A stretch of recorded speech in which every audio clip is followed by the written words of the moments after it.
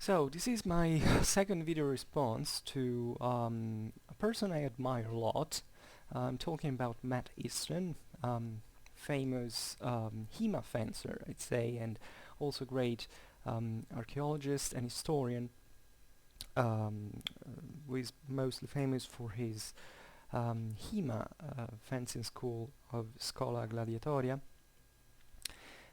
who also finds the time to make a very good historical knowledge spreading through on the internet through YouTube with the homonymous channel Schola Gladiatoria. This time he made a beautiful video about which is entitled Attila the Hun, Who Were the Huns? First of all, yeah, my English is not that good, but in this case it's interesting that because in my mother tongue I used to read Attila with the accent on the first A.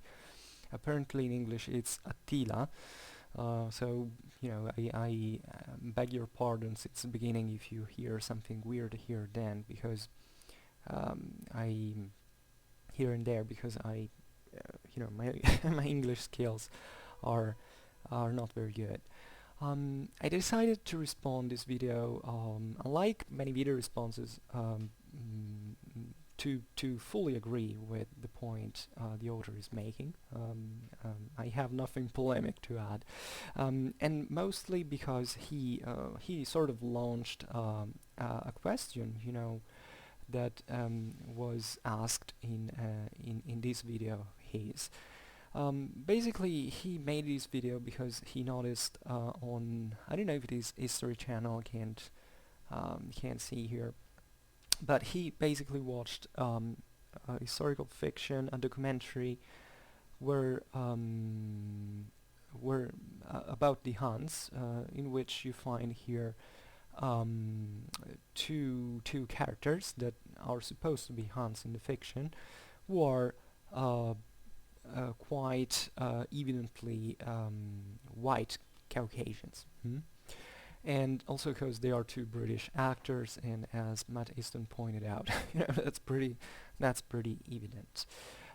So he explains in the video that, you know, he got curious because he didn't actually expect the Huns to have this kind of appearance, and when searching on the internet in this case, for, you know, finding out what the precise ethnicity of the Huns was, he found out that it's a quite hotly debated topic, and that indeed we do not know what the Huns precisely looked like, and the point he makes in the questions, the question he launched, was what did, according to you, the Huns look like? I mean, if you had to make a documentary yourself, what kind of ethnicity would you choose for for playing a character like Attila?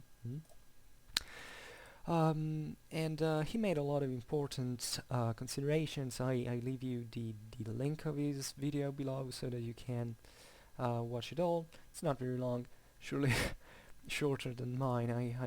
I have the fault of talking rather a lot. But let's say that he touched a lot of interesting issues, relatively essentially to both the perception of what we have regarding the appearance of these peoples of antiquity that really escape our clear understanding, because indeed, aside from the Greeks, the Romans, and I don't know, 20 other among peoples and tribes, we have for the ancient world a decent understanding about at least the essential of their history. When these other people started to you know, to to come out from literally from nowhere, because unless you know, we don't use very broad geographical points of reference, we can't really tell that, and the answer is such the case. We actually don't know anything, or at least we have a very small understanding, a very unsatisfactory understanding, when we have to explain even what kind of look such peoples had, which language they spoke. The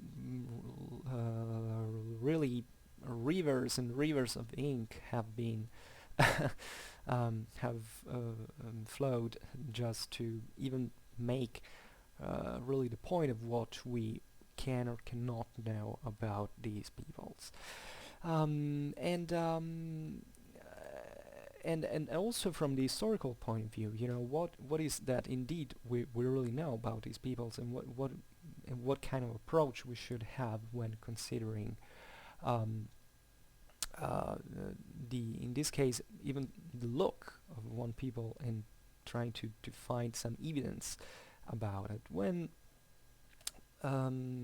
well, these are all extremely good points that would require, I think, just a university course on their own, and frankly, I'm not even expert about that.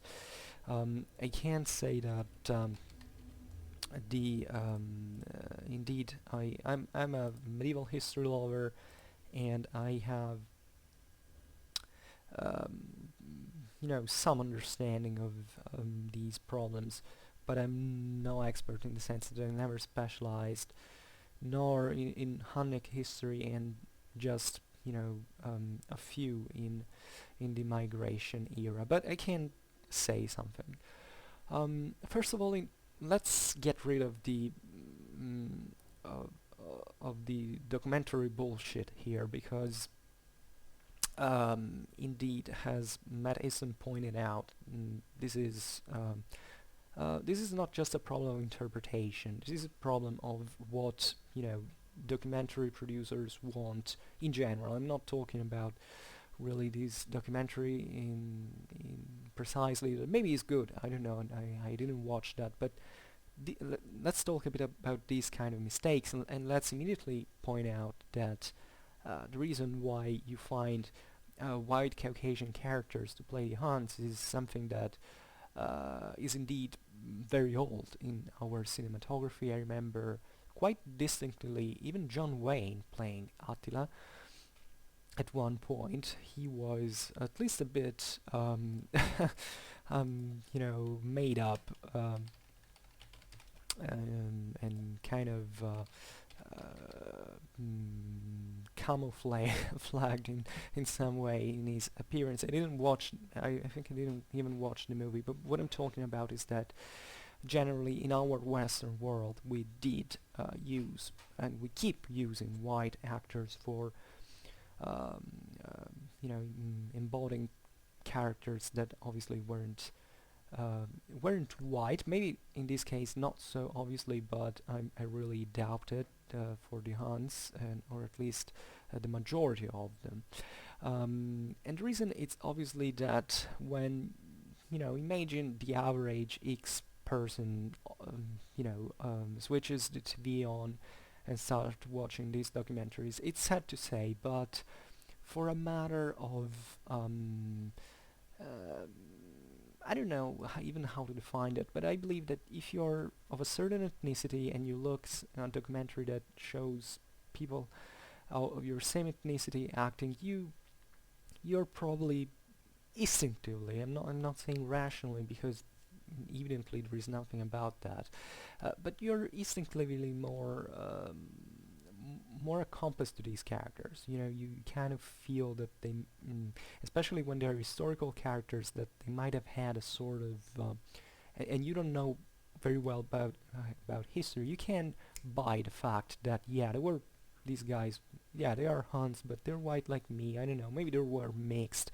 And this is sadly how to the less experienced certain certain doubts can really spread. Personally, I even before studying history at a decent level, since I was little, I was interested in history. I loved to watch documentaries in the 90s, and it was plenty of cheap stuff that showed um, very evident mistakes. And I think that if I had watched this documentary with these two British actors playing the Huns back in the day, if not me, maybe my mother, my father would have come up and say, "Well, yeah, but these are these are very these are blonde guys. Even probably the Huns weren't like that. There was a kind of understanding that the Huns in popular culture weren't obviously that white." This is very interesting because in terms of cultural perceptions, because I think that these answer much of our uncertainties and misunderstandings regarding to these topics, because the Huns um, are a name that really recurs in history, and it recurs even in popular imagination, not much because of the historical knowledge that we have about them, but most of all of the idea of the Huns themselves that have been depicted, especially in our Western culture, as these very wild, fierce horse people, horse riding people that laid waste everything um, from Asia to the very heart of Europe, just raiding and pillaging and slaughtering, and the ferociousness of these nomadic people is kind of has become kind of a symbol in many ways, and this is something that started really back in the day, because the Romans had to face at the time this Hunnic invasion, and obviously Roman historiography that was during the migration era really retaking their old taste for ethnography, started describing these peoples, and it was very easy even at the time to build up stereotypes, and in order to simplify, which is a basic cognitive process that and need that is at the base even of the perception that we can have of a people and its features. Um, um, they they basically gave us this picture of the Huns.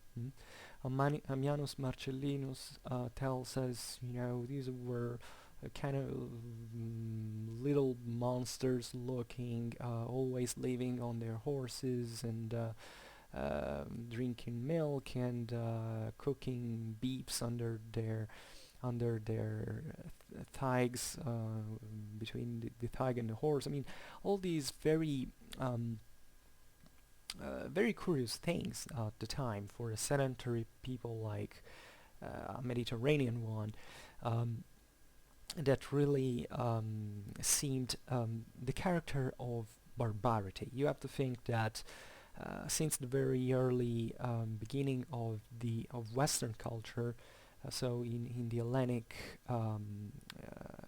Peninsula, where the Greeks started to write and to describe other peoples in their ethnography, there was this idea of the guys of the steppes, that like the Scythians, eventually the Sarmatians, and all these peoples that, to be honest, were the same ancestors of, or at least the distant cousins of the same Western Europeans, because also Western Europeans came from the steppes and were originally nomadic, and even part of their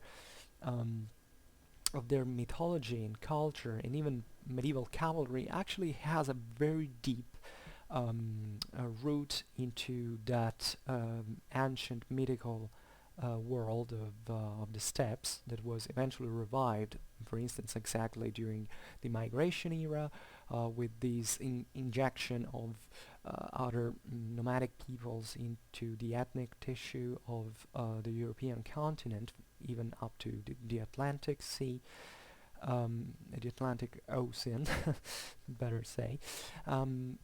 So the Huns in that particular context were did extremely impress the Romans because they were some of the um,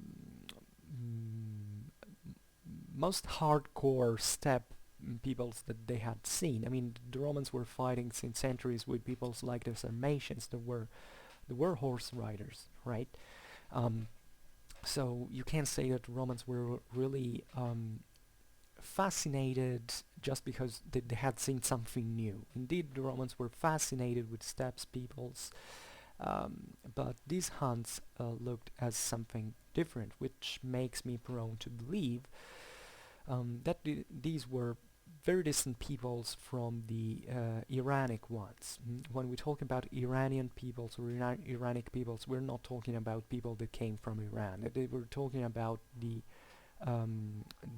steppes branch of the Indo-European people. So the Scythians, the Sarmatians, and even the Tarkarians that arrived as far as China could be considered Iranians. The Tarkarians, telling the truth, seem to be a bit more particular and to have shared much more affinity with Western Europeans, with Europeans proper, which is extremely fascinating and tells you how Matt Easton brilliantly reminds, our ancestors really moved. And this is something very interesting because the mummies found in the Chinese deserts in Central Asia of these peoples, which are very well preserved thanks to the environment, look like, I don't know, German people. You know, they're very close looking to the ancient Caucasian facies of these blonde, blue-eyed people, and even it seems that even the clothes are very similar to the contemporary Proto-Celtic um, Proto-Celtic people in Central Europe. So it's very fascinating. The Huns seemingly were something quite external to that, and so let's come really to the point. What were the Huns from? You know, we don't know. We don't really know, and we cannot know because there are not sources. There are not enough sources, at least. We have, telling the truth, some sources. I quoted Janus Marcellinus before, or paraphrased best. But there are many. There are other hints we have. Jordanes, who was famously Eastern Roman bureaucrat of Gothic extraction, while citing a description given by Priscus of Attila himself, he describes him as in these terms. I'm quoting from Miro, this translation that was given in 1908. He was indeed a lover of war, yet restrained in action, mild in counsel, gracious to suppliants, and lenient to those who were once received into his protection. Here we go to the physical look. Short of stature, with broad chest and large head, his eyes were small, his beard thin and sprinkled with grey, and he had a flat nose and tanned skin, showing evidence of his origin. So we could spend hours debating this physical description, but by being concise and brutally concise, we can argue that this is the description of something that it doesn't look really like the average Indo-European kind of white Caucasian. He says he had tanned skin. Now, indeed, skin can be white and tanned, so looking dark anyway.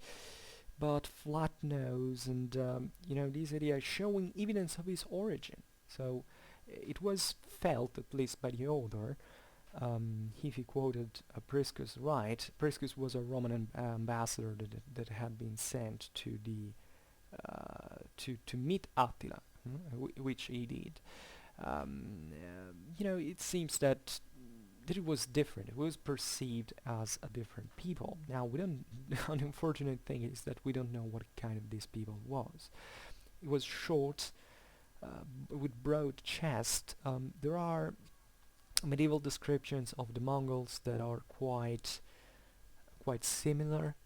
These people simply weren't quite tall, at least not compared to the Caucasians. It's interesting to think of these peoples like something Eastern Asian, and I'd say Proto-Mongolian or Proto-Turkish. The point is that we don't know, and but in spite of this, our Western historiography has done a great use um, uh, of these figures to not only build up and we because the point is that we don't know really much else. These Huns really came. Yeah, they nominally subdued a lot of people, but what did they do in the end? Attila died. This great Hunnic empire, wasn't really. It was just by name a domination. Collapsed, not immediately, as many people think, but really in the time of a pair of generations. And it really, we don't know what the Huns went. Probably many remained in Europe, others migrated. And even though the Romans wrote so much about these Huns and made it a great time, of their history, this war against them, this threat that they posed to the empire, and eventually the kind um, of, um, of prize that was won by the Romans, from the Romans by winning um, the Huns themselves at the Battle of the Catalonian fields, or Catalonian plains. Um, um, the, the importance of the Huns has been greatly oversized in historiography, and the name of Attila and the Huns remained kind of as a sort of memento of this idea, even during the Christian Middle Ages, of these people coming from the steppes, these that really didn't even belong um, to um,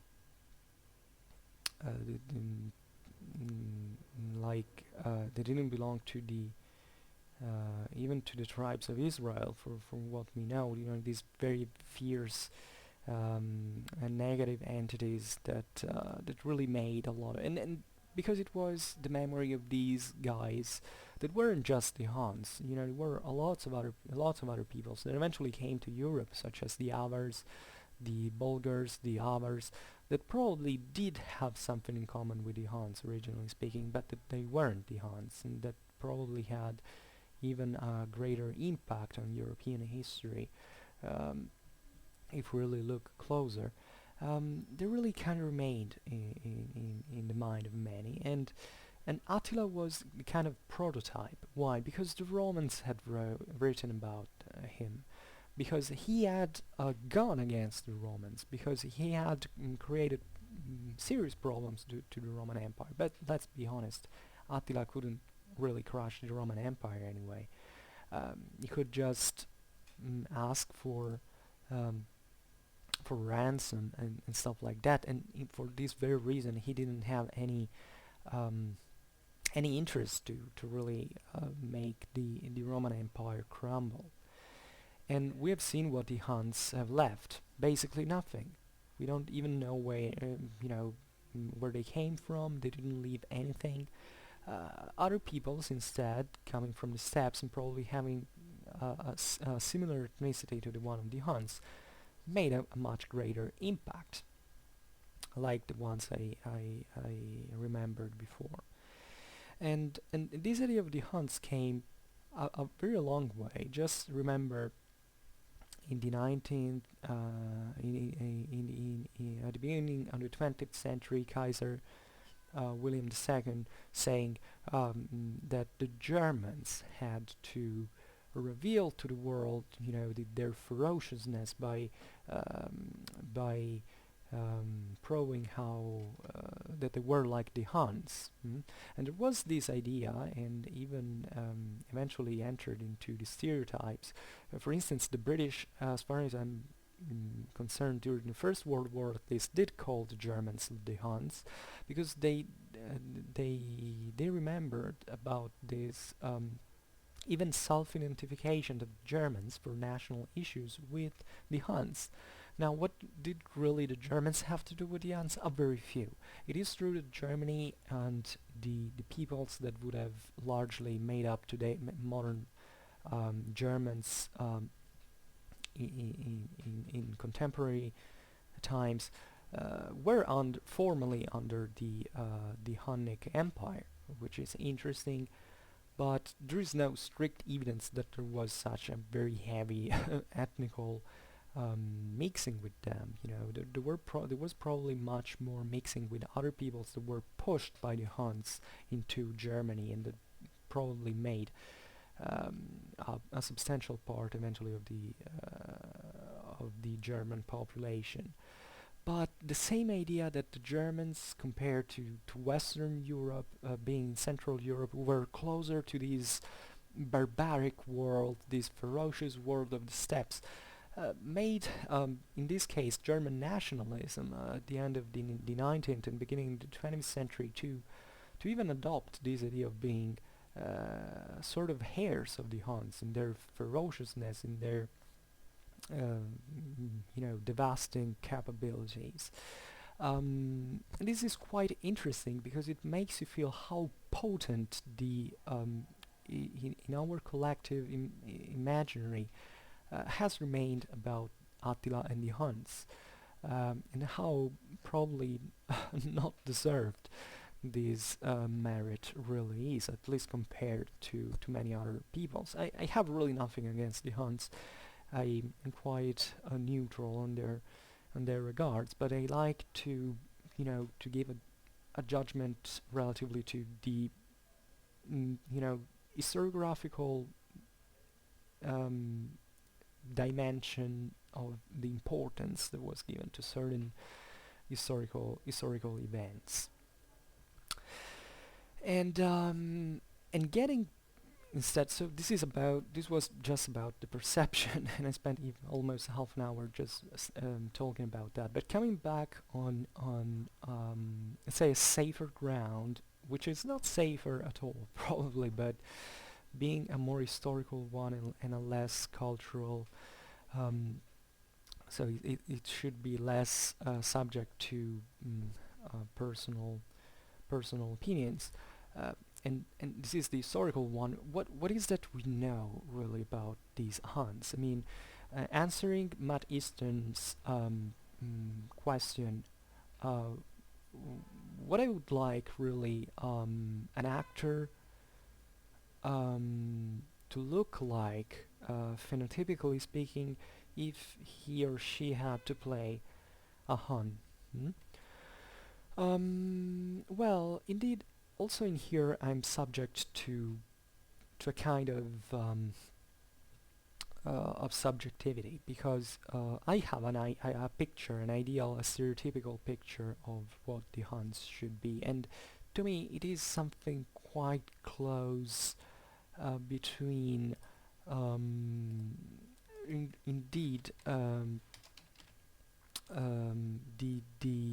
the Turkmens or the Mongolians, or certain peoples that really could be, Central Asians, Central Asians mostly, so I'm talking anything that is up to the Himalaya mountains, and that looks really mixed, because if you look even in these Central Central Asian countries, there is rarely one ethnicity. Like, you can have a dominant one, but what you see, even in a country like Russia, for instance, is that there are like 150 different ethnicities today. So, and these are the result even of, social engineering during the Soviet era, or many other things that went on back in the days. Um, I don't know much about this, but I assume that at the time of the migration period, Central Asia was equally mixed. At least it was really a great blender of peoples. If anything, for two reasons essentially. First of all, these peoples were nomadic. They lived in an environment that forced them to be nomadic because it was the only way they could make it up there. So there were peoples who were quite often on the move, obviously, and these really did facilitate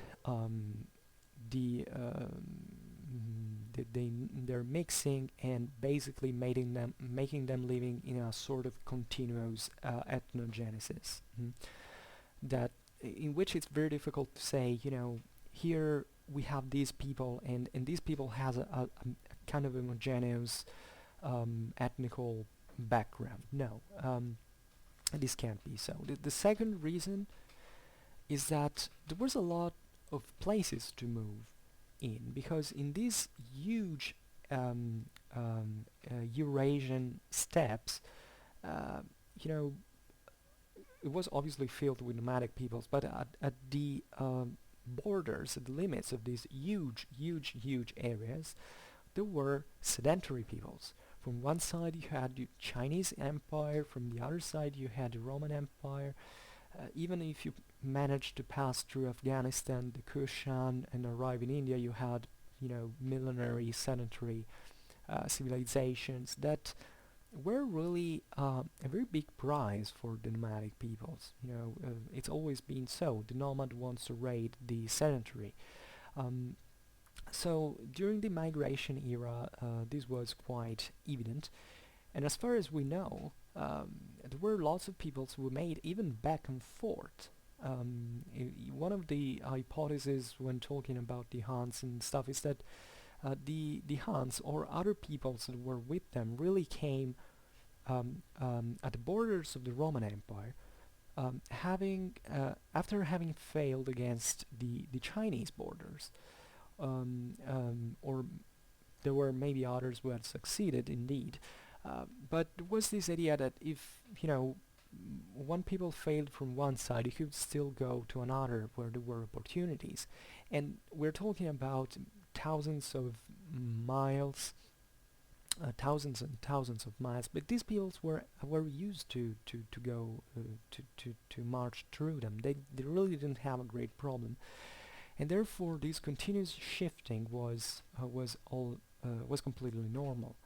Consider also that the area of the steppes was also very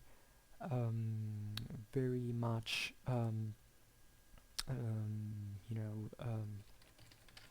how to say that, it had a lot of traffic, a lot of traffics going on, because the Roman Empire and the Chinese Empire did have a lot of trade indeed, which didn't pass only through the Indian Ocean. It really did also pass through to Central Asia, and these peoples also were in contact with these empires. So there was a lot of cultural meeting in this sense. We don't have to think about these peoples as unaware of what there was really from the other sides. Probably these peoples, although more primitive in the neutral sense of the word, had a much better understanding of, or better, they had a much wider range of geographical understanding, in terms especially of the political map of the time. broadly meant. You know, they knew that there was an empire from one side of the Eurasian continent, and there was another from the other side. So we're probably more aware, um, even of the Chinese and of the Romans, of certain things. Indeed, unfortunately, they didn't write, and they had a mostly an oral tradition. So we can't really know much about them. In my opinion, the Huns were more similar to a proto-Turkish and proto-Mongolian um, uh, stock, let's say, even if it's not a good word, but it gives the idea than anything else. Talking about the Iranian blood, that is, as we have said, the Caucasian one. You know, this idea of blonde, blue-eyed peoples such as the Scythians and the Sarmatians that were the real Iranian peoples. I remember Iranian has nothing to do with Iran in this sense, in this ethnical term. It's still possible for the very simple reason that the Huns, while arriving from the east, really had to pass through the lands of these peoples. So they were not originally Iranian, indeed, but there could be many elements of Iranian peoples within their ranks, and this would be absolutely normal. Many Iranian peoples were actually pushed away from these guys into Central Europe. It seems that even peoples like the Ostrogoths or the Longobards that eventually migrated into Italy had very high amounts of these Sarmatian groups. Mm? And not only the Germanic nucleus, or at least the supposed Germanic nucleus that was at the base of them. Matt Easton named also the Ostrogoths. This is why I'm remembering them, because they're an example, a better documented example of how certain ethnic identities were really made up at the time. Now we think of the Ostrogoths normally being Goths, indeed, and where did the Goths came? Well, from Gotland, because look, the name is the same. Yes, it could be, indeed. In practice, we don't know whether the Ostrogoths were Germans, in this sense, or if they came from Gotland. I think there was indeed a German core, Germanic core that at the base of such peoples, but these Eastern Germans came to migrate in what is today's Ukraine, and those were areas that were indeed inhabited by Scythians and the Sarmatians. So, and even by these kind of proto-Turkic or proto, let's say, yeah, proto-Turkish or Turkic, as it should be said. Peoples that really made these groups of the so-called Ostrogoths to grow and to become something else. Indeed, the Ostrogoths, together with the Longobards, seem to have been the most the Germanic peoples, or the supposedly Germanic people that had the greatest number of steppes people within them.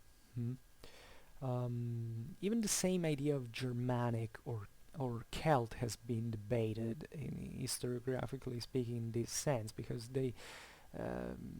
modern historiography argues that these were names that the Romans and the Greeks gave to these peoples, and that even they surely had something in common. Probably they didn't have a full perception of themselves as a unitary group, and maybe relied most on their you know, maybe on their tribal identity rather than their in brackets national identity, like the Romans and the Greeks called them, meaning that national didn't have the same meaning back in Latin times compared to what is to what it is today, indeed. Even if the word derives from Latin, natio, and it is linguistically at least the same.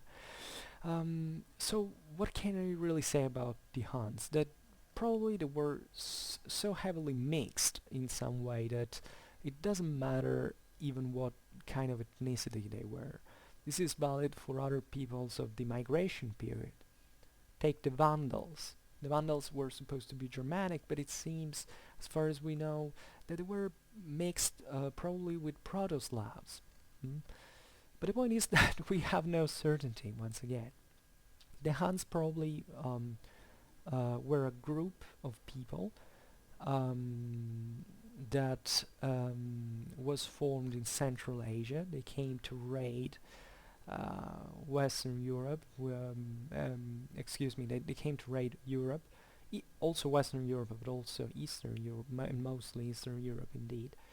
And when they had completed their their I can't say their cycle, because this is how it happens really. However, they simply were torn apart. And I think that the best explanation we can give it in this sense is why did these people form? I mean, if the situation was so fluid, if the situation was so mixed, why were there peoples, and why did they have names and kings? Well, the point is, and this is a very important question, is that in the environment of the steppes, society was much different than in sedentary places. In sedentary places, you have peoples who live in a certain land, and even if they're made up of multiple ethnicities, they, with the time, if they remain sedentary, they come to, you know, to speak a common language, to intermarry, to have a common identity that survives over time. In the steppes, it's very different, and the situation is and this situation is caused because the political asset is much more unstable. I mean, in the steppes, it's a continuous, either you eat or you get eaten. So the criteria on which the formation of of an ethnogenesis can be formed is substantially the idea that there is a very powerful leader that most often comes from aristocracy, but it can there is a much less stratified society than in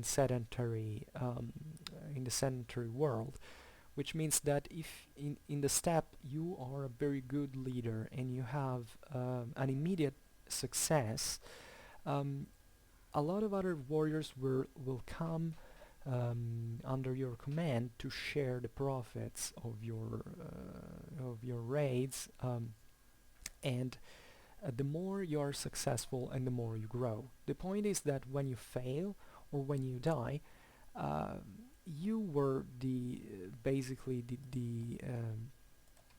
oh, the glue that made all these people staying together, because of your military prowess and your authority. And when you're not there, these people splits once again. So you understand that they are extremely quick. It's an extremely quick process that that makes all of the more difficult to define what really a people is. And having bands of warriors coming from everywhere just to participate to a ride and a raid, which is similar, because these raids were done by riding indeed. Um, and when the raid is over, these peoples most likely, if there is no other option, they will come back where the way they came, or go somewhere else.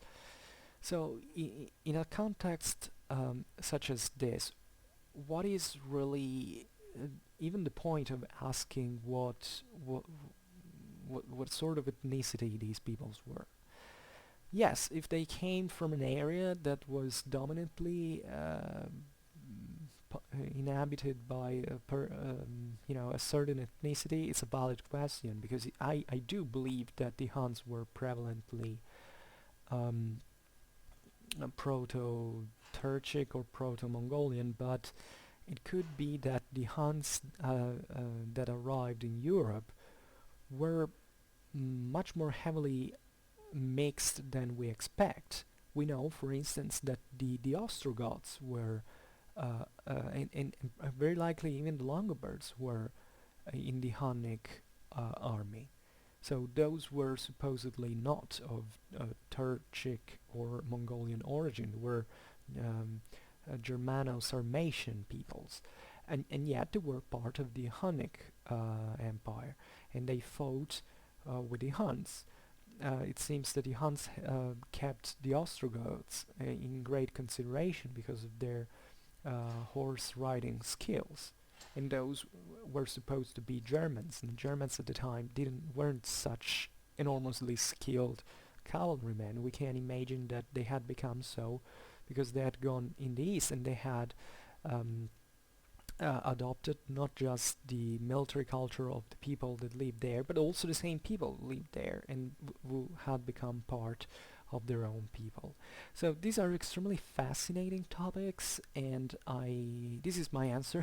It's a bit too long, and I thank very much Matt Easton for the chance that it gave us to reflect about these topics, and I'm extremely fascinated with the migration era, and I think we should all talk more about it, because it's for someone who doesn't know the migration era, as many people do really, in our world, it's a very mind-blowing period.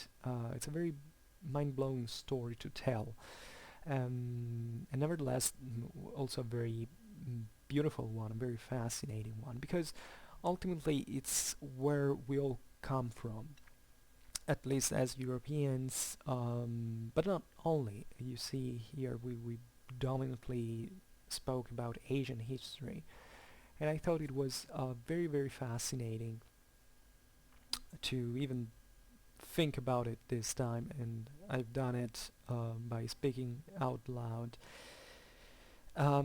So thank you for listening. If you have any other curiosity, write me. Just I'll post a comment.